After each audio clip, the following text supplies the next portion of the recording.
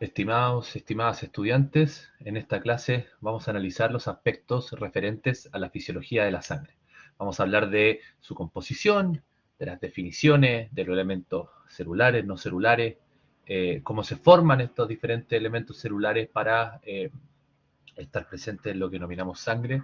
Y vamos a hablar después en profundidad de una función específica de la sangre que tiene que ver con el concepto de hemostasia, ¿cierto? Y probablemente una palabra, un concepto que ustedes más reconocen como el de coagulación. Muy bien, comenzamos entonces con nuestra clase de fisiología de la sangre.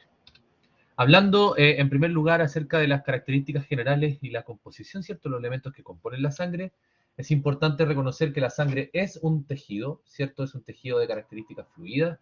De hecho, en clase hemos conversado que cuando uno habla de esto del sistema circulatorio, lo que realmente circula es la sangre a través de los elementos vasculares impulsados por el corazón como bomba. Tiene un color rojo característico, tiene una cromía, una coloración, ¿cierto? Rojo característico debido a la característica de este pigmento hemoglobínico, ¿cierto? Preferentemente contenido en los eritrocitos o también denominados glóbulos rojos. De ahí este color de la sangre que de cierta manera varía, ¿cierto? Entre un extremo arterial y un extremo venoso a partir de los cambios de conformación de esta proteína hemoglobina a partir del grado de oxigenación. Por lo tanto, tendemos a ver un rojo o una coloración más brillante en el espectro del rojo en el lado arterial porque es sangre con altas concentraciones de oxígeno, mientras que ese color rojo, ¿cierto?, se oscurece, parece más azul, ¿cierto?, tiene una tonalidad más oscura en el extremo venoso, producto de las diferencias de oxigenación, ¿cierto?, de menor oxigenación. En general, la sangre está formado por una fase plasmática o líquida, ¿cierto? Que contiene una serie de elementos en solución, proteínas, nutrientes, electrolitos, etcétera, y la fase de los elementos celulares o elementos figurados, donde están los eritrocitos, leucocitos y las plaquetas. ¿Ya? En general, al volumen total de sangre en el cuerpo se le reconoce bajo el concepto de la volemia, ¿cierto? Y la volemia en términos generales es algo así como el 8% del peso corporal de un adulto sin ninguna alteración. Profundizando un poco más en la sangre cumple diversas funciones, por ejemplo, está muy asociado al rol de la distribución, ¿cierto? Por ejemplo, distribución de elementos nutrientes, ¿cierto? Desde la zona intestinal donde se absorben provenientes de la dieta hasta los diferentes órganos y tejidos. También participa de los fenómenos de intercambio gaseoso, ¿cierto? Asociado al transporte de oxígeno y CO2. Transporta otro tipo de productos que derivan, ¿cierto?, del metabolismo, que deben ser excretados, eliminados del cuerpo. Transporta también hormonas, ya es parte de la definición de hormonas, ¿cierto?, que tiene que ser transportada desde su rol en el sistema endocrino a través de la sangre. Y también una función, ¿cierto?, a destacar por sus componentes celulares es la función de tipo inmunológica, ¿cierto? La función de barrera que cumple nuestra célula frente a microorganismos invasores. En general, entonces, nosotros habíamos dicho recientemente que la sangre la podemos subdividir en lo que va a ser el plasma, ¿cierto? Y lo que son también los elementos celulares. Por lo tanto, rescatando algunas de las características que hemos conversado hasta ahora, ¿cierto? Eh, esta composición o esta fase plasmática de la sangre, ¿cierto? Contiene una solución acuosa, ¿ya? Preferentemente es una solución acuosa de iones, ¿cierto? Moléculas orgánicas como aminoácidos, proteínas, ¿cierto? Donde vamos a destacar el rol de la albúmina, que es la proteína más abundante dentro de la sangre, glucosa, lipio, compuestos nitrogenados, elementos, ¿cierto? Inorgánicos, metales, algunos en su relación traza, ¿cierto? De muy baja concentración, así como las vitaminas, y también la presencia de gases, ¿ya? Pero en general es una solución acuosa, ¿cierto? Es preferentemente una solución acuosa. En el otro, en la otra fase, ¿cierto? El otro componente de la sangre tiene que ver con esto de los elementos celulares, donde reconocemos principalmente tres grandes componentes, los glóbulos rojos o eritrocitos, ya los glóbulos blancos o los leucocitos y las plaquetas. En términos de la línea blanca o estas células blancas, ¿cierto? Leucocitos se pueden subdividir a su vez en linfocitos, que están asociados a un rol de inmunidad específica, monocitos que tienen que ver con actividad fagocítica, neutrófilos ya también aportan a esa actividad inmune inespecífica a través de fagocitosis, eosinófilos muy de moda hoy en estos tiempos de primavera, ¿cierto? Por la respuesta a los alérgenos, ¿cierto? A la secreción que producen el fenómeno de alergia y frente a la infección con algunos parásitos, y los basófilos, que también son un rol importante desde el punto de vista de la liberación o secreción de agentes quimiotácticos, ¿cierto? Quimiotractantes que de alguna manera regula la respuesta inmune iniciales. En términos generales, ¿cierto? Estos basófilos van a ser mediadores de procesos inflamatorios, secretan una serie de respuestas, una serie de moléculas, ¿cierto? En respuesta a estos procesos de inflamación o en respuesta a alérgenos, ya. Los neutrófilos también con función fagocítica, actividad inmune inespecífica, representan alrededor del 50-70% de las células blancas. Ya los eosinófilos tienen actividad citotóxica, ¿cierto? También neutralizan algún tipo de agentes que sean marcados por anticuerpos, participan de la respuesta inmune inespecífica. Y estos monocitos macrófagos, ¿cierto? Es parte importante de las células de control de agentes invasores. Tienen el rol también de la presentación de antígenos, ¿cierto? Para la generación de la respuesta inmune específica, ya que está muy asociada al rol de los linfocitos, ¿cierto? Particularmente linfocitos B, productores de anticuerpos, de esta respuesta inmune mucho más específica, aunque lo hay de diversos tipos, como los B, los T, los helper, natural killer, entre otros, ¿ya? Entonces, en general, estos leucocitos, ¿cierto? Son las principales componentes celulares de lo que llamamos el sistema inmunitario, ¿ya? Son generalmente más grandes que los glóbulos rojos y bastante menos numerosos, es decir, son células más grandes, pero que están en menor proporción numérica en la sangre. Y a modo de ejemplo, si uno tomara un microlitro de sangre en condiciones normales, ¿cierto? Más o menos tiene 5 millones de eritrocitos por solo 4.000 a 11.000 leucocitos, ¿ya? Número que obviamente puede cambiar en respuesta a una infección o algún componente patológico. Desde el punto de vista de su relación con la clínica, un recuento elevado de leucocitos, ¿cierto? Se denomina leucocitosis, presente en una serie de alteraciones fisiopatológicas, ¿cierto? De cuadros fisiopatológicos, así como un recuento bajo de glóbulos rojos, ¿cierto? Se reconoce como leucopenia. Entonces, leucopenia, ¿cierto? Falta o deficiencia de leucocitos. La leucocitosis, ¿cierto? Sería lo contrario, un elevado recuento, como lo que ocurre en ciertas infecciones. ¿Sí? Por lo tanto, hemos dicho que en un organismo adulto normal, ¿cierto? Aproximadamente, ¿cierto? Y cercano al 8% del peso corporal total es la sangre que puede entonces dividirse en el plasma, ¿cierto? Esta solución acuosa de proteínas y otros solutos, ¿cierto? Proteínas donde aquí reconocíamos principalmente la albúmina como uno de los principales componentes, y después la fase celular, donde del volumen de sangre aproximadamente el 1% corresponde a glóbulos blancos y plaquetas, mientras que entre el 40 y el 45% del volumen de sangre corresponde a glóbulos rojos o eritrocitos. Por lo tanto, cerca del 55% restante del volumen sanguíneo corresponde a lo que denominamos plasma, ¿ya? Esta capacidad que tenemos de clasificar la sangre en estos dos componentes, ¿ya? Por un lado el plasma y por otro lado todo lo que denominamos los elementos celulares, nos dice que nosotros probablemente debemos tener algún sistema, alguna forma, alguna técnica que nos permita justamente a partir de la muestra de sangre de un paciente separar estos componentes. Esa separación está muy asociada a un fenómeno de centrifugación para obtener el plasma sanguíneo. Entonces, para esto es fundamental ya tener una muestra de sangre, pero que se obtenga bajo una condición particular que asegura una óptima separación, que es obtener una muestra de sangre en condiciones de anticoagulación. Hacia el final de esta clase vamos a comprender cuáles son los mecanismos que gobiernan el proceso de la coagulación. Pero, desde el punto de vista de lo que nosotros podemos hacer en un laboratorio clínico, por ejemplo, una muestra de sangre, por ejemplo, sangre venosa, que se obtenga en condiciones de anticoagulación, permite su separación en la fase plasmática de las células blancas, leucocitos y plaquetas, y de los eritrocitos a través de este mecanismo. Por lo tanto, tomamos esta muestra, centrifugamos, y a partir de la separación de las fases de la sangre podemos obtener diferentes mediciones con utilidad crítica. Utilidad clínica, ¿cierto? Para la caracterización de la sangre, para evaluar sus parámetros, ¿cierto? Y también obtener alguna evidencia frente a la sospecha de algunos cuadros patológicos. Uno de estos parámetros clínicos muy, muy medidos, ¿cierto? Bastante utilizado para evaluar las condiciones de los eritrocitos es lo que se denomina el hematocrito. El hematocrito es el porcentaje de volumen sanguíneo que ocupa este concentrado de glóbulos rojos de eritrocito que se produce cuando nosotros logramos separar una muestra de sangre de sus componentes. Por lo tanto, del volumen obtenido, ¿cierto? Lo que corresponde a la fase roja es lo que corresponde a este porcentaje, ¿cierto?, de volumen que denominamos hematocrito. En general, también a partir de la separación de los componentes de la sangre o desde una muestra de sangre completa, por decirlo así, ¿cierto? Podemos realizar una serie de mediciones, normalmente denominadas mediciones plasmáticas, que tienen una gran utilidad clínica tanto para el monitoreo, control y procesos diagnósticos de diferentes situaciones y procesos homeostáticos, ya como por ejemplo la medición de electrolitos, más importante, iones, ¿cierto?, del medio intracelular.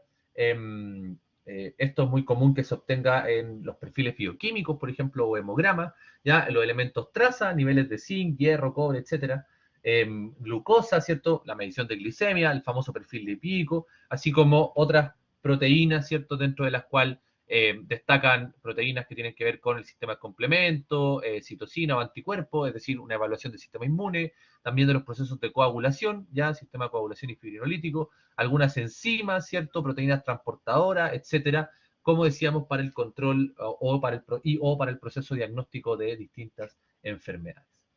Además, podemos medir la relación de la hemoglobina, ya a través de medir la concentración de hemoglobina, que está definido dentro de un rango normal, que varía a nivel de pacientes pediátricos, ¿cierto? Siendo elevado durante la etapa perinatal, ¿cierto? En los recién nacidos, disminuyendo durante la infancia y volviendo a estabilizarse entre 13 a 16 gramos por decilitro de hemoglobina en etapa adulta, ¿ya? No confundir medir la concentración de hemoglobina, que me habla de esta proteína particular que caracteriza a los glóbulos rojos, ¿ya? Que tiene bastante relevancia para los fenómenos de transporte de gases, ¿cierto? Preferentemente lo que es transporte de oxígeno, con el hematocrito, ¿cierto? Que es este porcentaje del volumen, ¿ya? Que obtienen los glóbulos rojos cuando nosotros hacemos la separación. Ya, el hematocrito también está definido dentro de un rango normal, con una leve variación comparativamente entre hombres y mujeres, ¿cierto? Tendiendo a ser un poco más elevado en el caso de los hombres versus las mujeres, ¿ya? Por lo tanto, pensando en la evaluación del hematocrito, ¿cierto? Básicamente un hematocrito normal está aproximadamente asociado cerca de del 45%. ¿Qué significa eso? Significa que si nuestro, por ejemplo, alícuota, ¿cierto? Si nuestra muestra de sangre corresponde a 10 ml, ya aproximadamente, ¿cierto? Todo lo que ocupa la fase de los glóbulos rojos serían 4.5 ml y eso básicamente me habla del 45% ya del volumen representativo.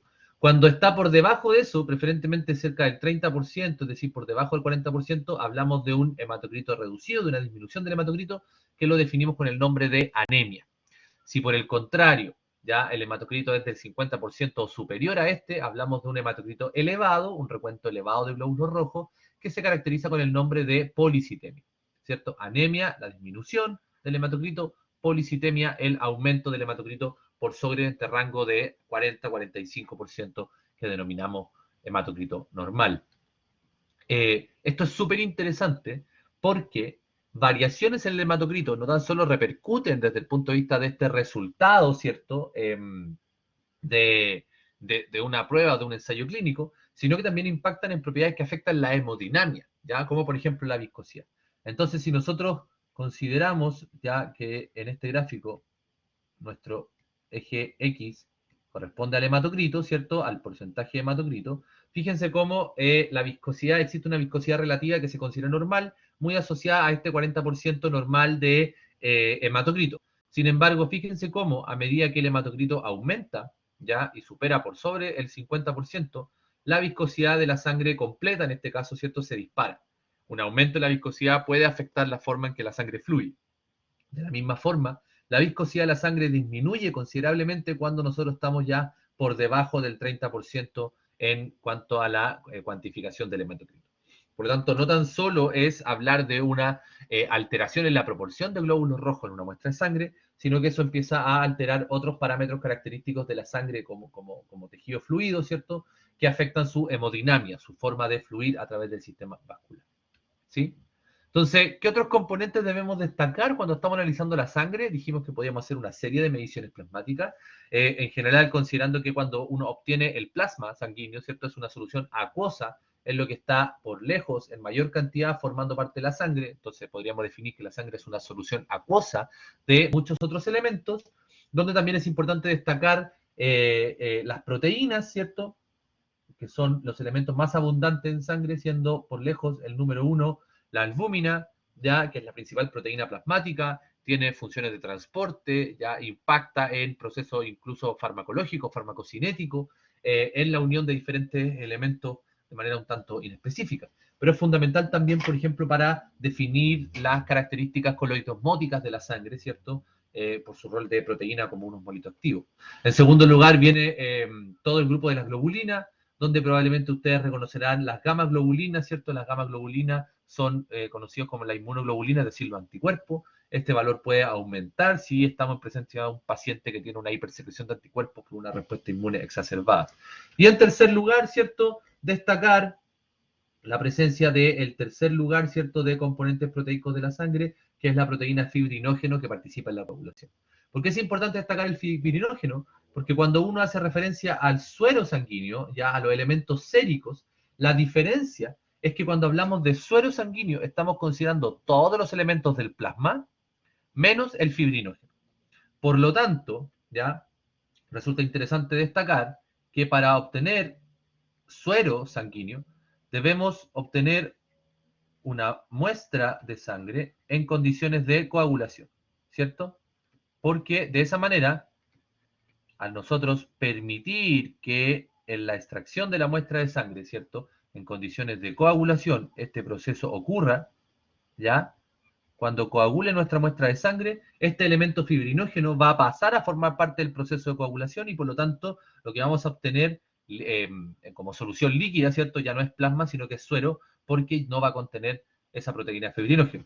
De manera que, en un ejemplo contrario, si nosotros quisiéramos evaluar en un determinado sujeto cómo están los niveles de subproteína asociada a la coagulación, debemos siempre trabajar con plasma para poder así también cuantificar los niveles de fibrinógeno. Entonces, volviendo un poco, ¿cierto? No tan solo los elementos plasmáticos, sino que retomando un poco los componentes celulares, que habíamos dicho que estaban muy asociados a la actividad inmune, ¿cierto? La respuesta inmunológica.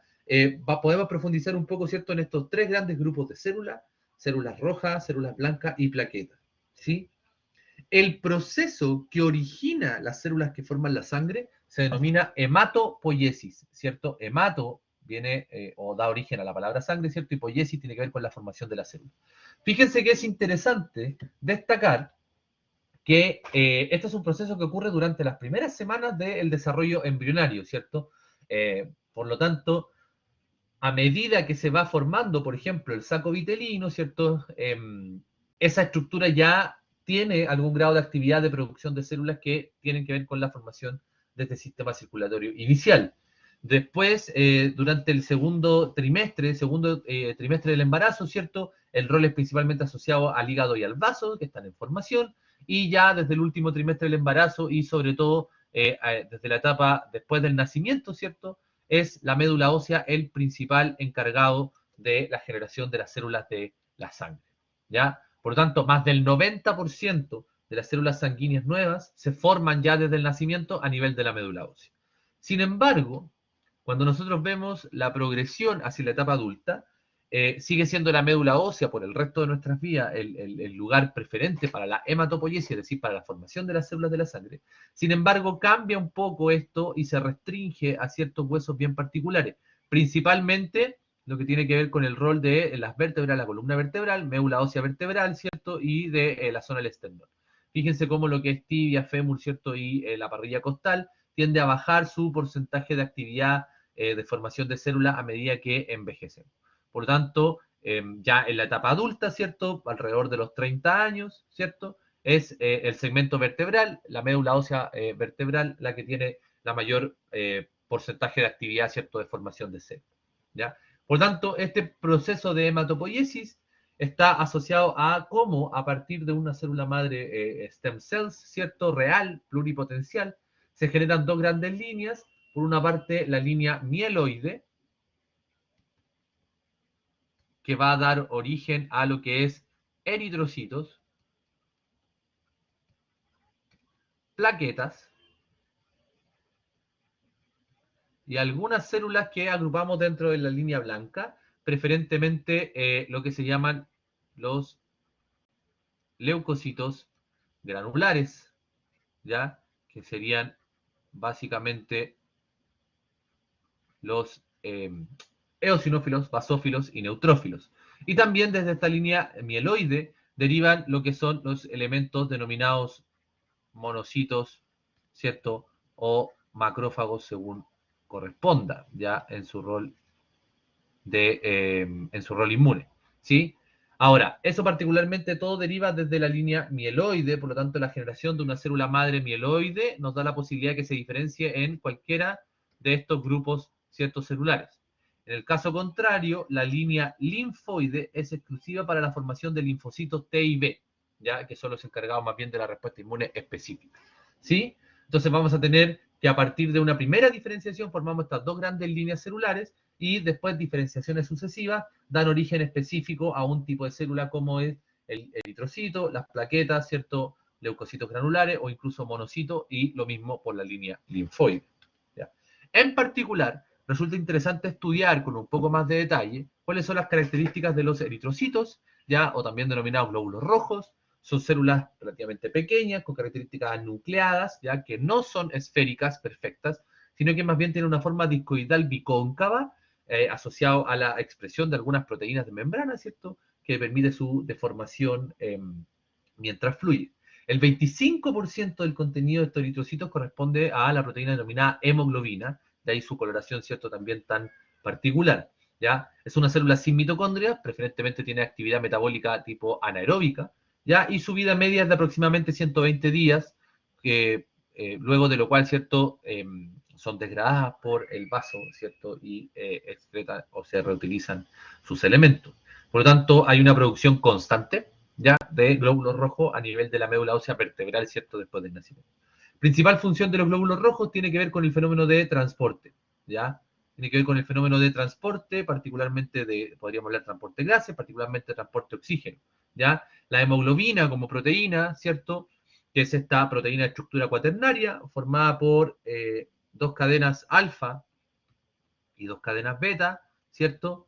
Es decir, tiene cuatro subunidades globulares, ¿cierto? Cuatro globinas, donde cada una de ellas tiene un grupo hemo, ¿ya? Ese grupo hemo es una parte orgánica, ¿cierto? Formado por un grupo porfirínico y también tiene quelado en su centro un átomo de hierro, ¿cierto? Ion ferroso, que le permite la interacción con el oxígeno, ¿ya? Por lo tanto, esta proteína, ¿cierto? Con estas características estructurales resulta fundamental para este proceso de transporte de oxígeno. Es aquí donde se une el oxígeno para ser transportado. ¿Cómo se forman los glóbulos rojos? Los glóbulos rojos se forman a través de un proceso que se denomina eritropoiesis. Así como la hematopoiesis era el proceso de formación de todas las células de la sangre, la eritropoiesis nos habla del proceso, ¿cierto?, que va a dar origen a un glóbulo rojo. Tiene una duración aproximada de 5 a 7 días, ocurre, como dijimos, preferentemente en la médula ósea, donde un hemocitoblasto, que sería la célula madre de la línea mieloide que va a dar origen a los eritrocitos, comienza un proceso de diferenciación, ¿cierto? Hasta que obtenemos esta célula, ¿cierto? Se obtiene esta célula denominada reticulocito, ya que por pérdida del núcleo, ¿cierto? Y de mitocondrias da origen al eritrocito funcional maduro. Esta es la célula más abundante ya en sangre periférica y que cumple su función de transporte de gases. Este proceso de eritropoiesis está principalmente regulado por una hormona que se denomina eritropoyetina, ¿ya? Normalmente se abrevia tanto en la clínica como en farmacología, por ejemplo, como EPO. La EPO, la eritropoyetina, es una hormona, ¿cierto?, secretada por el parénquima renal, es decir, tiene secreción desde el riñón, que induce esta diferenciación en los elementos de la línea eritropoyética para efectivamente dar origen a los eritrocitos. Este mecanismo eritropoyético, ¿cierto?, dependiente de la eritropoyetina, tiene que ver mucho con los niveles de hipoxia. Es decir, cuando la concentración de oxígeno, entendida como la presión parcial de oxígeno, ¿cierto?, disminuye, por ejemplo, por cambios de altura, por problemas respiratorios, etc., esa señal de hipoxia activa la expresión en el parénquima renal de esta hormona EPO, ¿cierto?, eritropoyetina, que viaja por circulación sanguínea y a nivel de la médula ósea induce entonces la eritropoiesis. De manera que aumenta la formación de glóbulos rojos. No tan solo de EPO, ¿cierto? No es exclusivo este proceso de la eritropoyetina, sino que además necesitamos de precursores adecuados para la formación principalmente de lo que es el eritrocito, el glóbulo rojo maduro, y en esto destaca también el requerimiento de vitamina B12, ¿cierto? Y de ácido fólico, que están asociados a la producción, ¿cierto? Y a las reacciones asociadas con la formación de este grupo prostético, ¿cierto? Que se conjuga con el ion ferroso para dar origen a la hemoglobina. Por lo tanto, el principal regulador fisiológico de la formación de los glóbulos rojos es la eritropoyetina como hormona, ¿ya? Por lo tanto, a partir de eso, ¿cierto? La médula ósea va a ser el lugar en el cual se forme la hemoglobina que permita la síntesis de glóbulos rojos maduros, ¿ya? Aquí va a ocurrir esta síntesis de glóbulos rojos maduros. ¿De dónde viene el hierro, cierto? Bueno, el hierro viene preferentemente de la dieta, se absorbe a nivel intestinal y es transportado asociado a la transferrina, ¿ya? De hecho, la medición clínica en la cual se utiliza un parámetro de fijación de hierro, ¿cierto? O denominado también TIPSE, ¿ya? La medición del TIPSE en clínica me habla de cómo está la capacidad de transporte de hierro, para ver si efectivamente un paciente, por ejemplo, pudiese tener anemia porque no tiene cómo transportar estos átomos de hierro hacia la médula ósea para la síntesis correspondiente. En caso de ingesta de hierro, ciertos niveles de hierro normal y síntesis normal de la hemoglobina, se forma un glóbulo rojo maduro que va a circulación sanguínea a cumplir su función por aproximadamente 120 días. Luego de esos 120 días, cierto nivel del vaso, estos glóbulos rojos que ya cumplieron su tiempo de vida media son destruidos, ¿cierto? Se metabolizan, incluida la hemoglobina, generando la bilirrubina, que es una de las principales moléculas que derivan del procesamiento de los glóbulos rojos. La bilirrubina normalmente debe ser excretada, ¿cierto? Tanto a nivel renal, bilirrubina en orina, como a nivel de la secreción biliar, ¿cierto? Bilirrubina en heces, y la acumulación de bilirrubina, ¿cierto? Es un trastorno patológico que habla de algunas alteraciones hepáticas, ¿cierto? Principalmente. ¿Ya? Entonces, ¿qué podría causar anemia? Recuerden que el concepto de anemia tiene que ver con una disminución del hematocrito, es decir, una alteración en estos procesos de eritropoyesis. Ya normalmente las más comunes incluso pueden ser deficiencia en la dieta de hierro, de vitamina B12 o de ácido fólico. Ahí destaca, por ejemplo, la anemia perniciosa, ya que no se da en pacientes que no presentan factor intrínseco, por lo tanto no pueden absorber vitamina B12. Estaría aquí también la anemia ferropénica, ¿cierto? Por deficiencia de la ingesta de hierro.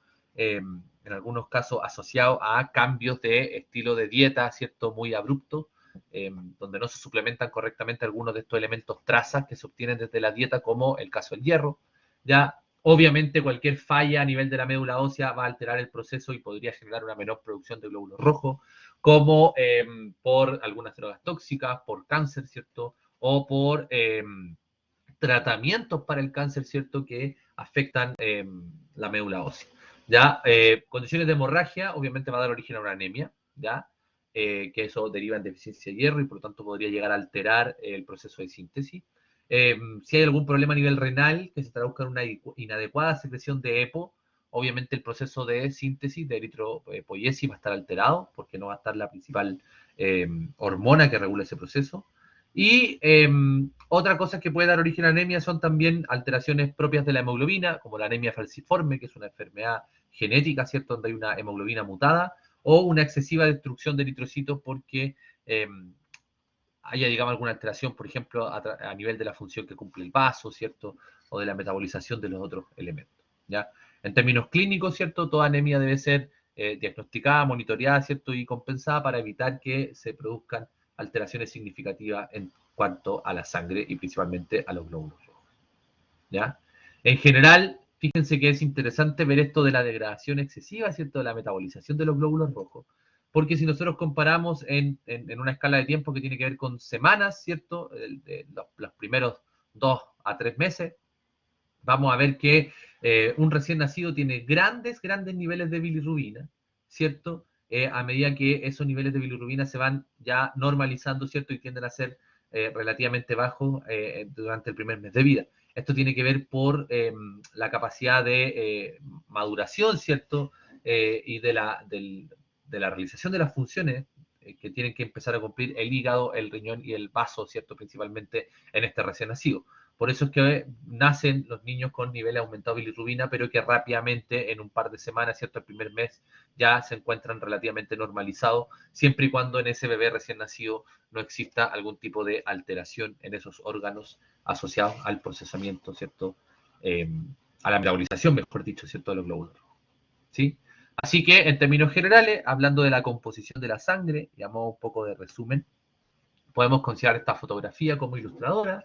Ya la sangre es básicamente una solución acuosa de elementos celulares y otros elementos que forman el plasma, ¿cierto? Viaja por dentro de los vasos sanguíneos y presenta diversas variabilidades en términos de tamaño, funciones, ¿cierto? Estructura de las células, reconociendo los glóbulos rojos, las plaquetas, ya las células blancas, ¿cierto? Y obviamente cuando estamos a nivel de la médula ósea, podríamos observar, ¿cierto? Como muestra esta foto, que van ocurriendo los diferentes procesos de diferenciación, ya sea de las líneas mieloides, por ejemplo, para formar plaquetas, para formar glóbulos rojos, esto sería la eritropoiesis, así como también la formación de linfocitos, ¿cierto? La línea linfoide, que también forman parte de los componentes de la sangre. Por lo tanto, es importante conocer su composición, conocer sus elementos celulares y reconocer también las diferencias entre plasma, ciertos elementos celulares, hematocrito, por la utilidad clínica que tienen desde el punto de vista de la evaluación de la sangre. Un elemento característico cuando hablamos de la fisiología de la sangre y de mucha utilidad desde el punto de vista de la clínica, sobre todo para los fenómenos de las transfusiones sanguíneas, es entender que podemos clasificar ya en grupos sanguíneos a las distintas personas. Esta clasificación de los grupos sanguíneos va a estar dado por cómo, a nivel de los glóbulos rojos, se produce o no la expresión de antígenos, es decir, elementos susceptibles de ser reconocidos por el sistema inmune. Que estos antígenos, ¿cierto? Va a estar dado básicamente, o la clasificación por grupos sanguíneos, ¿cierto? Va a estar dado básicamente por el grado de expresión de estos elementos antígenos que son básicamente glicoproteínas.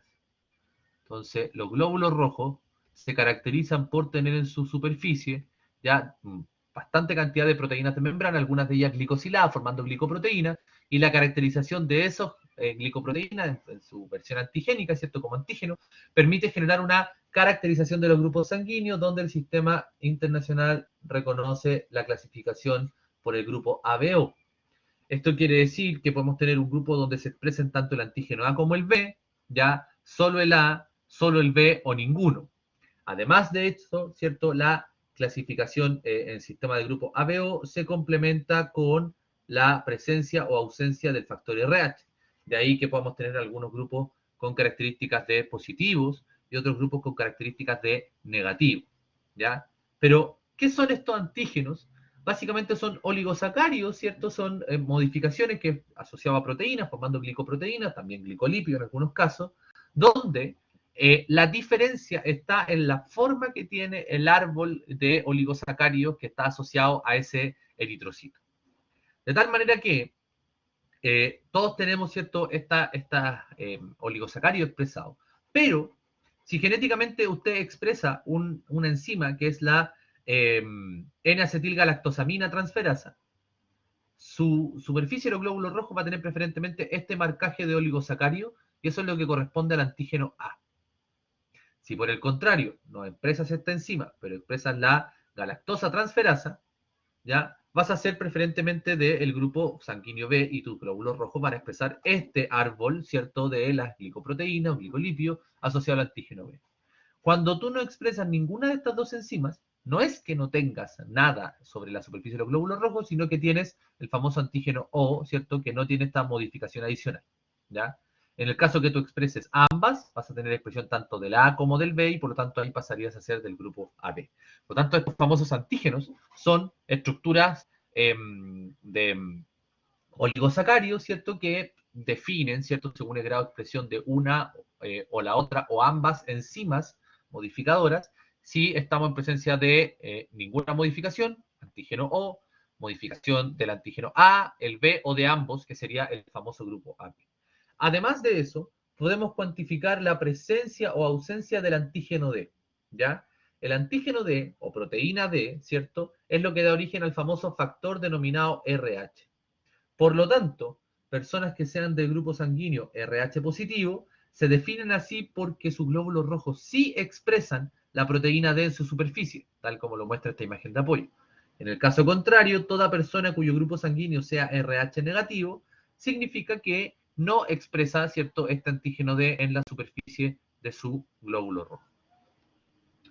De esta manera, ¿cierto? Obtenemos nuestro sistema internacional de clasificación APO, ¿cierto?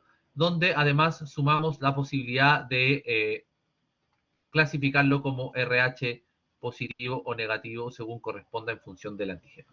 Entonces, ¿qué significa esta clasificación de grupo? Una persona de grupo sanguíneo tipo A significa que en la superficie de su glóbulo rojo, ¿cierto? Están estas glicoproteínas, estas modificaciones oligosacáridas asociadas al antígeno A. Por lo tanto, para ese sistema, lo A es lo normal y por lo tanto en su sangre van a haber anticuerpos contra B. Porque claro, sus células se expresan solo A, por lo tanto B es algo extraño. En el caso contrario, si le fuera la sangre de tipo B, se expresa el antígeno B, por lo tanto contiene anticuerpos contra A. Aquel grupo de sangre que es clasificado como AB significa que expresa ambos antígenos en la superficie de los glóbulos rojos, por lo tanto su sangre no posee anticuerpos. Caso totalmente opuesto es el tipo O, ¿cierto? Que no expresa ningún tipo de, digamos, ¿cierto? De estos elementos de la superficie del glóbulo rojo, ¿cierto? Ni el A ni el B, ninguno de los dos. Y por lo tanto, la sangre de estos asociada, ¿cierto? Sí contiene anticuerpos que reconozcan a ambos. Esta orientación resulta fundamental para evaluar la compatibilidad de los grupos sanguíneos, ¿sí? Esa compatibilidad se obtiene a través de, primero, la caracterización de cuál es la clasificación de grupo de sangre que cada persona tiene, lo cual ha llevado a establecer cierto grado de frecuencias relativas de los diferentes grupos sanguíneos, siendo el más abundante el del tipo O, ¿cierto? El menos abundante el AB y preferentemente todos, ¿cierto? De la gran mayoría de RH positivo. De ahí que las personas que son de algún grupo, ¿cierto? Particularmente O negativo, su sangre es particularmente escasa desde el punto de vista de la relación estadística en la población, ¿ya? Por eso es que normalmente, frente a la necesidad de hacer transfusiones de sangre negativa, siempre se requiere el aporte de algún familiar, ya que si la persona es efectivamente sangre RH negativa, como hay un componente genético detrás, a lo menos un miembro de su familia también debe ser RH negativo. RH positivo es mucho más fácil, ¿cierto?, estadísticamente de encontrar grupos de sangre con esas características, ¿cierto? Sobre todo el ORH positivo. Ahora, ¿cómo se hace esta determinación? En función de una reacción de ver si aglutina la muestra de sangre cuando se incuba con diferentes soluciones que contienen los anticuerpos característicos. Esto antiguamente se hacía en estas tarjetas de tipificación de los grupos sanguíneos, ¿cierto? Donde lo que uno esperaba es observar una reacción de aglutinación o de coagulación, básicamente. Entonces, lo que uno veía básicamente eran elementos así, por ejemplo, una muestra derivada de un sujeto con sangre tipo A, obviamente aglutina con el A, no debe aglutinar con el B, sí aglutina con el AB, porque también tiene A, ¿cierto? Y eso caracterizaría el grupo A. Por lo tanto, es particular que para poder efectivamente determinar o clasificar un tipo de sangre como AB, debe aglutinar en presencia de todas las muestras, así como el grupo O ya no debe aglutinar con ninguna, ¿cierto?, de las soluciones con las cuales se incube. En el caso de los factores RH, básicamente la presencia-ausencia se debe a si ocurre o no ocurre, ¿cierto?, esta reacción de aglutinación, ¿ya?, que es la reacción entre los antígenos y los anticuerpos, ¿sí? Y esto da origen a este sistema de compatibilidad, ¿cierto? Muy utilizado en la clínica, ya donde tenemos un grupo que es un dador universal, ¿cierto? Y un grupo que es un receptor universal a partir de sus características de compatibilidad, ¿sí? Esto resultó fundamental, marcó un antes y un después también en la práctica médica, en la práctica clínica, ¿cierto? Permitiendo estas transfusiones de plasma o de sangre completa y permitió, ¿cierto?, esclarecer diferentes tipos de patologías, como por ejemplo la denominada eritroblastosis fetal, ¿cierto?, que era una alteración que ocurría cuando una madre RH negativa quedaba embarazada de un feto que desarrollaba sangre de tipo RH positivo, ¿cierto? Al momento del nacimiento, ¿cierto? Cuando se produce el contacto entre ambas sangres, eso genera que la madre produzca anticuerpos contra el factor RH, siendo ella negativa, ¿ya? De manera que en un segundo embarazo estos anticuerpos podrían generar una reacción, ¿cierto?, sobre el feto, sobre la célula en formación, reconociendo ese RH positivo como extraño. Hoy en día esto se corrige fácilmente, ¿cierto?, con una inyección que se aplica a estas madres RH negativas para evitar estos problemas de compatibilidad. Eso desde el punto de vista de las características de la composición, características generales, plasma, elementos celulares y también la clasificación de los grupos sanguíneos asociados al rol de estos antígenos, ¿cierto? A la marca, por decirlo así, que expresan los glóbulos rojos en las diferentes personas. A continuación, lo que vamos a estudiar es un proceso particular, ¿cierto? Que se obtiene asociado a las funciones de la sangre, que es el proceso de hemostasia y coagulación.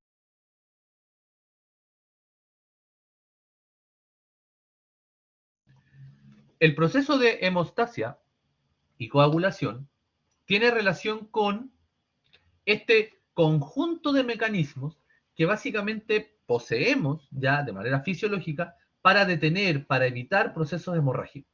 Es decir, nuestro organismo, asociado al rol de componentes de la sangre, tiene los mecanismos para activar una serie de procesos evitando ya la pérdida de sangre. Es decir, debemos evitar que la sangre escape del contenido vascular en el que debe encontrarse. ¿Ya? Para eso, el conjunto de mecanismos se denominan hemostasia. Esa hemostasia, por una parte, claro, frente a daño, frente a algún tipo de alteración, evita los efectos hemorrágicos, pero un proceso hemostásico, ¿cierto?, que ocurre en condiciones fisiológicas normales, en forma homeostática, es también una serie de elementos y procesos que permiten la fluidez, ¿cierto?, la circulación fluida de la sangre por los diferentes elementos vasculares. Por lo tanto, la hemostasia es un proceso que solo debe activarse cuando efectivamente exista algún daño o alteración para reparar esa posible hemorragia. Entonces, en general, la hemostasia considera una primera respuesta plaquetaria que tiene que ver con la activación, agregación y formación de un tapón plaquetario, y en el caso que eso no sea suficiente, da origen a todo un proceso de coagulación que permite la formación de un coágulo y su posterior eliminación, todo esto como parte del proceso hemostático. Por lo tanto, podemos definir una hemostasia primaria, ¿cierto? Que sería un cierre inmediato de una lesión, ¿cierto? Evidentemente asociada a fenómenos de vasoconstricción y con activación plaquetaria, sin formación todavía de lo que denominamos coágulo. En el caso que la hemostasia primaria no sea suficiente para detener la lesión, puede ocurrir una hemostasia secundaria, y la hemostasia secundaria, ¿cierto?, es todos los procesos que llevan efectivamente a la formación y estabilización del coágulo. Una vez que se ha detenido el evento hemorrágico, ¿cierto?, lo que determina el final del proceso hemostásico, ¿cierto?, es la fibrinólisis o la disolución del coágulo a partir de romper la red de fibrina, y de ahí el nombre del proceso, ¿cierto?, de fibrinólisis. Entonces, parte importante del proceso hemostásico tiene que ver con el rol que juegan aquí las plaquetas. Entonces, es importante entender que las plaquetas se consideran parte de los elementos celulares, pero son productos ya de una fragmentación de una célula denominada megacariocito. Entonces, las plaquetas son verdaderos discos pequeños que contienen una gran cantidad de gránulos de secreción formados a partir de los megacariocitos, ¿cierto?, que son unas células grandes. En general, este proceso de trombopoiesis, formación de las plaquetas, trombopoiesis, está regulado por una hormona, ¿cierto?, denominada TPO, es decir, trombopoietina. ¿Sí? Algunas características de las plaquetas es que no contienen núcleos, no tienen actividad de división celular, su vida media es bastante corta, por lo tanto están en constante formación, ¿ya? Y se degradan principalmente por los macrófagos del vaso, ¿ya? Poseen una gran cantidad tanto de glicoproteínas, ¿ya?, que van a permitir interacción de estas plaquetas eventualmente con estructuras como el colágeno o interacción entre plaquetas, ¿ya? Y también en su interior poseen una gran cantidad de elementos secretores, ¿cierto? Principalmente destacando los gránulos delta o densos y los gránulos alfa, ¿ya? Gránulos alfa y gránulos delta, ¿cierto? Que contienen una serie de elementos secretables, como por ejemplo proteína asociada a la coagulación, ¿cierto? Calcio, elementos activantes y de atracción plaquetaria, ¿ya? En la superficie de las plaquetas es importante destacar la gran cantidad de proteínas de membrana, ¿cierto?, con capacidad de unión, principalmente glicoproteínas, ¿cierto?, 1B o la glicoproteína 6, y también proteínas denominadas integrinas, que permiten la interacción célula-célula o de las células con otros elementos ya en el rol hemostásico. Fíjense entonces que, en el fondo, Aquí vamos a tener principalmente para lo que tiene que ver con la estimulación del proceso de formación de plaquetas, el rol de la TPO o de la trombopoyetina, ¿cierto? Que a diferencia de la eritropoyetina, ¿cierto? La TPO está principalmente producida y secretada desde el hígado. Por lo tanto, pacientes que tienen alteraciones hepáticas podrían tener problemas de la coagulación ya de la hemostasia al no generar correctos niveles de trombopoyetina y por lo tanto no estimular adecuadamente la trombopoiesis, ¿sí? Entonces, ¿qué es lo que nosotros vemos? Efectivamente vemos una célula gigante, un megacariocito en la médula ósea, a partir del cual la fragmentación de estos pequeños discos, ¿cierto?, pasan a formar parte de las plaquetas. En términos del volumen, ¿cierto?, son comparativamente más pequeñas que un glóbulo rojo, ¿ya? Cuando pasan a estar activas, cambia de alguna manera su forma, ¿cierto?, su arquitectura celular y presenta mayor cantidad de proteínas de membrana que favorecen la interacción de las plaquetas con estos elementos. Entonces vamos revisando en parte cuáles son los procesos que van ocurriendo para, digamos, generar este proceso de la hemostasia en términos de evitar la pérdida, ¿cierto?, de sangre a través de un daño o una lesión. Entonces, lo primero que ocurre es un espasmo vascular, ¿cierto? Y bueno, rápidamente el concepto de espasmo, ¿cierto? La palabra espasmo, uno podría asociarla a lo que tiene que ver con una vasoconstricción.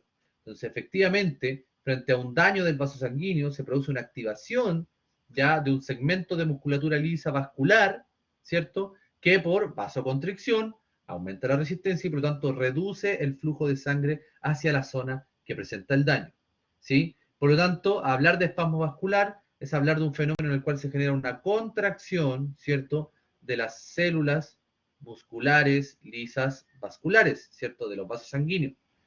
Entonces, aquí ocurre un espasmo miogénico que es local, no es una vasoconstricción general total, sino que ocurre solo en la zona asociada al daño del vaso sanguíneo, principalmente dado entonces por factores hormonales locales, ¿cierto?, derivados desde las mismas plaquetas que se están activando y del tejido que sufrió el daño, además de algunos reflejos nerviosos locales. Parte importante de las moléculas que inducen esta respuesta de espasmo vascular, ¿cierto?, son principalmente eicosanoides, ¿cierto?, bradiquinina, serotonina e histamina, ¿cierto?, principalmente eicosanoides, ¿cierto?, como el tromboxano, dentro de él el tromboxano, ¿cierto?, A2, como uno de los principales inductores de esta respuesta.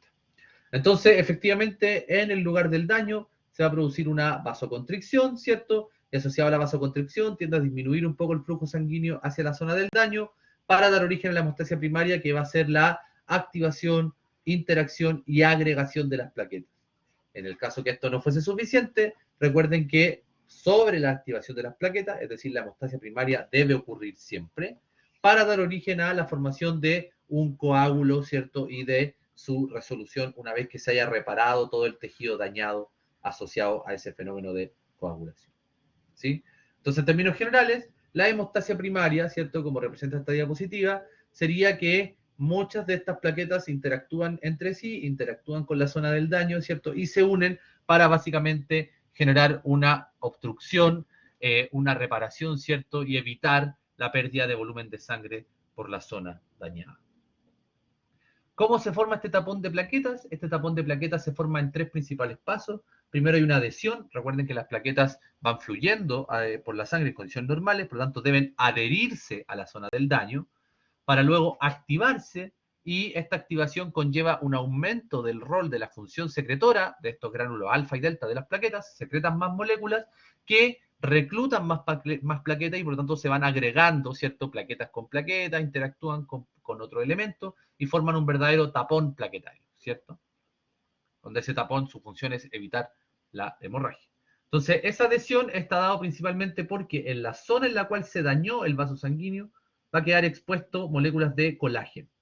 Por lo tanto, el principal mecanismo de activación de las plaquetas es cuando éstas se unen a través de las glicoproteínas de membrana a las moléculas de colágeno que ahora han quedado expuestas dado el daño que se produjo, ¿ya? Y finalmente esa adhesión lleva a la activación, secreción de una serie de moléculas que inducen mayor activación de plaquetas y la agregación de estas, ¿ya? Además de una serie de factores que contribuyen a la reparación de la zona en la cual se están uniendo las plaquetas, ¿ya? Por lo tanto, solo recordar que parte importante de este proceso requiere que al momento de activarse por adhesión una plaqueta, comience su rol de aumentar la secreción tanto de los gránulos alfa como de los gránulos densos, o también denominados alfa y delta, que contienen una serie de factores pro activación de plaquetas, ¿cierto? Atractantes de plaqueta y además pro coagulación para inducir la coagulación en el caso que fuese necesario, ¿ya? Entonces, en general, la exposición del colágeno permite que algunas plaquetas se unan al colágeno. Para la unión o la adhesión plaquetaria son importantes las glicoproteínas, ¿cierto? Las glicoproteínas de las plaquetas, así como también el denominado factor de von Willebrand, que permite una interacción plaqueta-colágeno, ¿cierto? Bastante efectiva.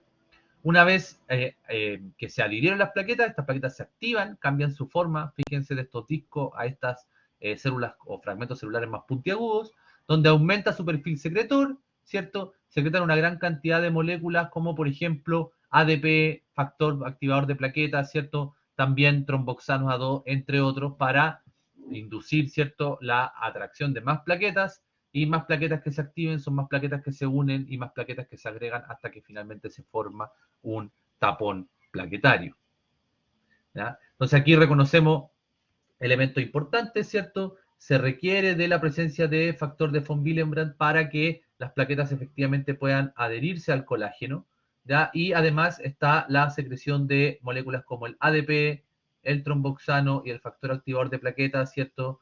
Que promueven la activación y también la agregación, ¿cierto?, de las plaquetas. Cuando ya un número importante de plaquetas se han agregado, han formado un tapón plaquetario. En el caso que normalmente la lesión sea pequeña y o en un vaso de pequeño calibre, normalmente solo con agregación de plaquetas suele ser suficiente para detener los procesos hemorrágicos e inducir los procesos de reparación del tejido, ¿cierto? Por ejemplo, asociado al factor de crecimiento derivado de las plaquetas, que es uno de los factores secretados por estas plaquetas activadas, pero que induce reparación del tejido en esas zonas, ¿cierto?, donde ocurrió un daño, ¿ya? Entonces, podemos llegar, ¿cierto?, hasta este punto. Aquí sería el fin de la hemostasia primaria, ¿ya? Y en el caso que esto sea suficiente, se repara el tejido y no avanzamos más en el proceso de la hemostasia.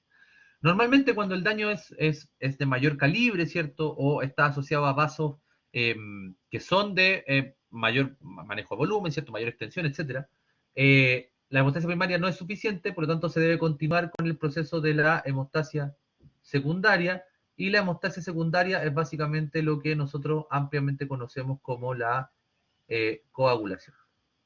Entonces es súper importante entender que para que se forme un coágulo, para que exista una coagulación como proceso, la activación y agregación de las plaquetas debe ocurrir. Los fenómenos de la hemostasia son secuenciales. Si no se activan las plaquetas, no puedo formar coágulo. Entonces siempre ocurre la hemostasia primaria y solo una vez que ocurrió correctamente la hemostasia primaria, ocurre la hemostasia secundaria. Entonces, ¿qué es la coagulación? Es un proceso, ¿cierto?, asociado a 3 grandes pasos, en el cual usted forma un coágulo, que es un conjunto de elementos celulares, de plasma, de solución de elementos, que se mantienen unidos, ¿cierto? Se mantienen como una masa homogénea gracias a una red, a un polímero de una molécula que se denomina fibrina, ¿ya? Entonces, ¿qué es lo primero que debe ocurrir para que se dé la coagulación, ¿cierto?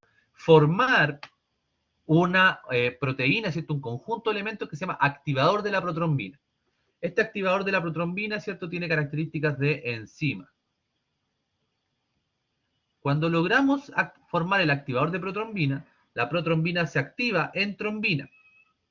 Y la trombina, ¿cierto?, que también es una enzima, es la enzima encargada de activar el fibrinógeno en fibrina, y la polimerización de la fibrina es lo que forma la malla de estabilización del coágulo, ¿ya? Entonces, ¿qué son estos factores de la coagulación? Bueno, es el conjunto de todos los elementos necesarios, la mayoría de ellos proteicos, aunque hay también iones como el calcio, ¿cierto?, y otros elementos, que deben estar presentes en las cantidades adecuadas y activos, ¿cierto?, para que se dé origen a este fenómeno de la coagulación, ¿ya? El sistema de activación de los factores de la coagulación es secuencial y de manera ordenada. ¿sí? Por lo tanto, normalmente a ese proceso de activación de los elementos que promueven la coagulación, de los factores necesarios para la coagulación, se le llama cascada de la coagulación. Y el concepto de cascada de la coagulación hace referencia a que hay un orden en el cual se van a ir activando estos distintos factores, ¿sí? ¿Qué son estos factores? Bueno, en general, la gran mayoría de ellos son simógenos. ¿Qué quiere decir esto? Un simógeno es una enzima proteasa, es decir, es una enzima que degrada proteínas, que se libera o que se produce de una forma inactiva, como simógeno. Esa forma inactiva, cuando es proteolizada, cuando se corta un fragmento de esa proteína, se escinde un fragmento de esa proteína, el simógeno pasa a ser una enzima activa, ¿ya? Por lo tanto, eso es una medida de protección, porque como son enzimas que degradan proteínas, si ya fueran sintetizadas las células activas inmediatamente, degradarían las proteínas de la célula, y esa no es la idea, ¿ya? Así que la mayoría de ellos son simógenos, ¿sí? Entonces, el diagrama simplificado, ¿cierto?, tiene esta forma que podemos reconocer, ¿cierto?, como de cascada. ¿En qué sentido, cierto? O cuál es la idea de este concepto de cascada? Es que primero activo un simógeno y la enzima activa el que sigue y después se activa el que sigue hasta que finalmente logramos tener la trombina, que es una enzima que permite la activación de la fibrina y la estabilización. Por tanto, es una activación, ¿cierto? Lo de cascada hace referencia a entender que es una activación secuencial, hay una secuencia, ¿ya?, en la cual se activan los factores de la coagulación. Entonces, el concepto de cascada de la coagulación hace referencia, ¿cierto?, a esto de la activación secuencial de los factores de la coagulación, ¿sí? Entonces, en general, el mecanismo de activación secuencial de estos factores de la coagulación tiene dos grandes vías. Uno, la vía intrínseca, ¿cierto?, que tiene que ver con una activación desde adentro, ¿cierto? Desde adentro del vaso, y la vía extrínseca, que está asociado a activar desde fuera del vaso. La activación o la vía intrínseca, ¿cierto?, va desde adentro, porque tiene que ver mucho con este rol de la exposición del colágeno. Por lo tanto, reaccionan las plaquetas con ese colágeno, ¿cierto? Y eso permite ir activando una serie de factores hasta generar la vía común. La vía común tiene que ver con el activador de la trombina, ¿ya? Desde el punto de vista de la vía extrínseca, esta vía parte activando secuencialmente algunos factores, pero por interacción con elementos que están fuera de los vasos sanguíneos, normalmente asociados a la zona tisular, ¿cierto? A la zona del tejido, que está más allá de los vasos sanguíneos, ¿sí? Normalmente muchos de estos factores requieren de la producción a nivel hepático y para eso se requiere también la vitamina K, en especial para la formación de la protrombina. Por tanto, cuando muchas veces hay problema hepático o deficiencias de vitamina K, no hay la suficiente protrombina y eso da origen a una patología que se conoce como la diatesis hemorrágica. Es decir, ¿por qué este paciente es más propenso a sufrir de hemorragia? No es porque su sistema funcione mal, sino porque no tiene los elementos suficientes para producir ya factores de la coagulación importantes como la trombina, ¿cierto?, entre otros, ¿sí? Finalmente, ¿a qué tenemos que llegar? Nosotros necesitamos activar la trombina porque una trombina activa permite que el fibrinógeno, ¿sí?, que es una proteína presente en la sangre, ¿ya?, este fibrinógeno se transforma en fibrina. Y cuando la fibrina polimeriza, ¿cierto?, forma una red estable que es insoluble. Esta malla atrapa a células, glóbulos rojos, plaquetas, plaqueta activa, inactiva, ya glóbulos blancos, etcétera. Y todo lo que quedó atrapado por esta malla es lo que uno llama el coágulo como tal. Entonces, vamos a revisar rápidamente, ¿cierto?, cuál es la activación de la vía extrínseca.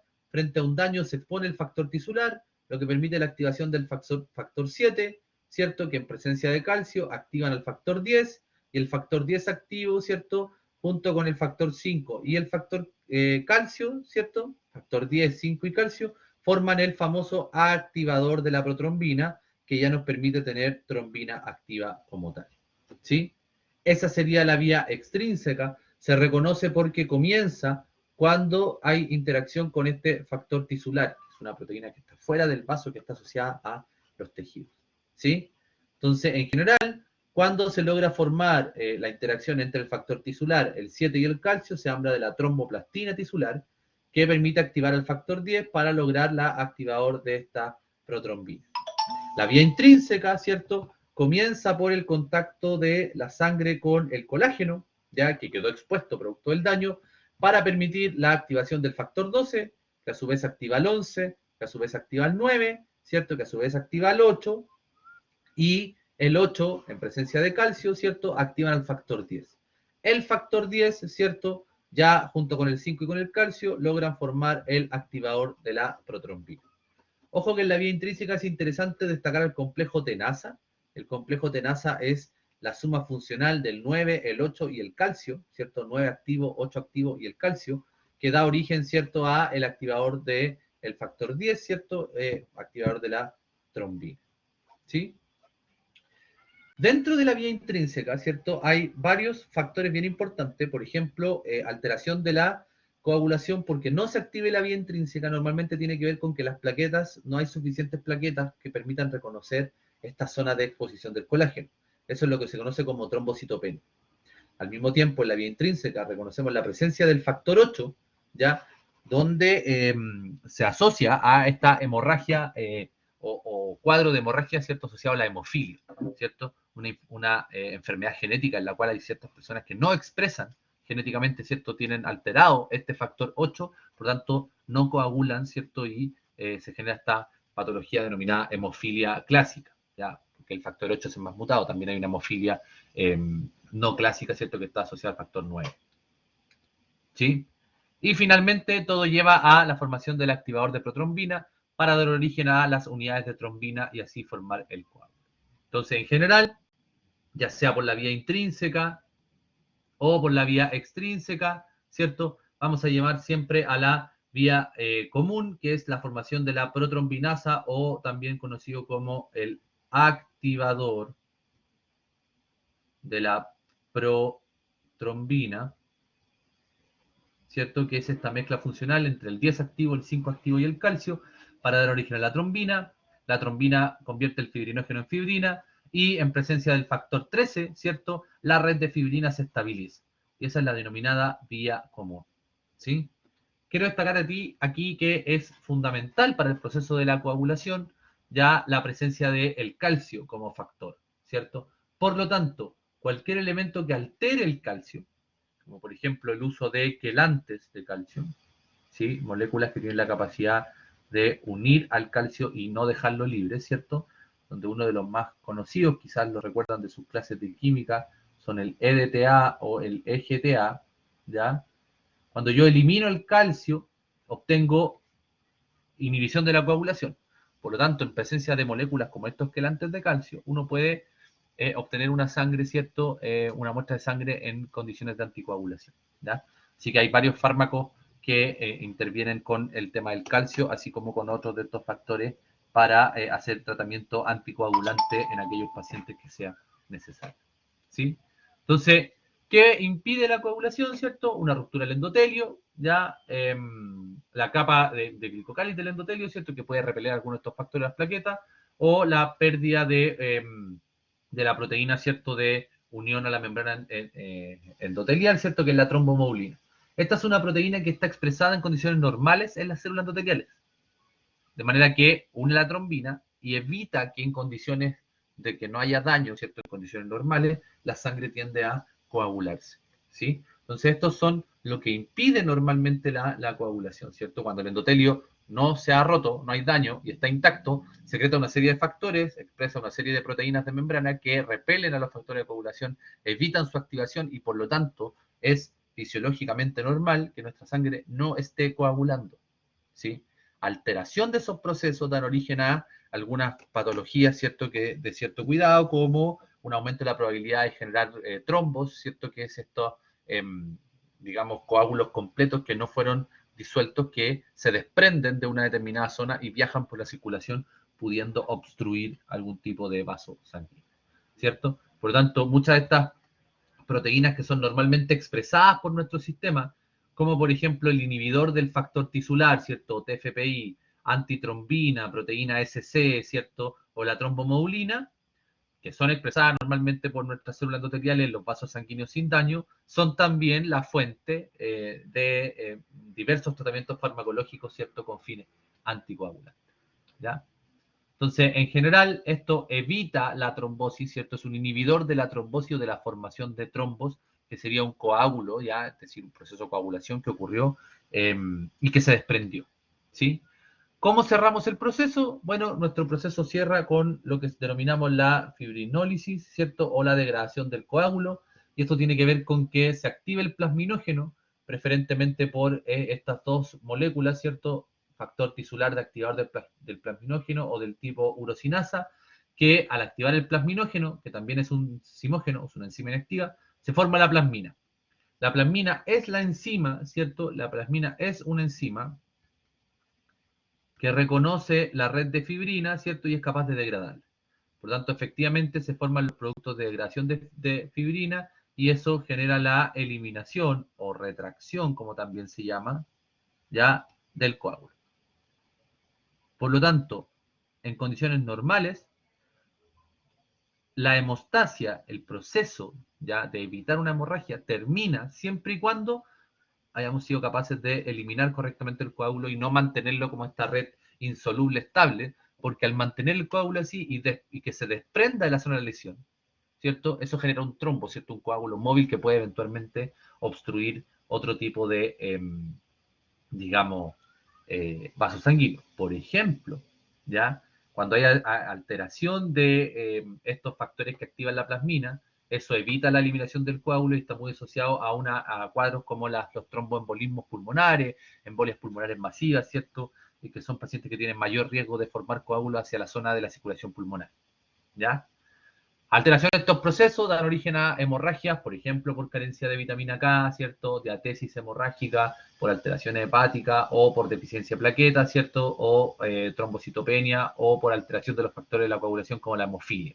Ya, hemofilia clásica, que es la carencia del factor 8, o la hemofilia no clásica, que es la carencia del factor 9. Entonces, en resumen, una persona sin hemofilia expresa correctamente todos sus factores de la coagulación, por lo tanto forma un coágulo asociado a la red de fibrina y se detiene la hemorragia. Personas que sí presentan esta patología genética, les falta uno de los factores, por lo tanto no es posible formar el coágulo ni la red de fibrina, de manera que no hay cómo evitar y la hemorragia no se detiene. Y estas personas con hemofilia, ¿cierto? Si no reciben un tratamiento frente a un corte que para cualquier persona puede ser menor, un daño menor, una hemorragia menor, estos pacientes podrían tener graves consecuencias. Y así hemos terminado entonces, ¿cierto?, nuestra clase en esta sesión, ¿cierto?, que abordaba los aspectos de la fisiología de la sangre. ¿Ya? Espero que hayan quedado claros. Les recuerdo también complementar esto con el material, ¿cierto?, complementario, el material que está a disposición en el aula virtual. Y desde ya, para cualquier duda, consulta respecto a estos temas, pueden escribirme a mi correo electrónico sin problema. Que estén muy bien. Adiós.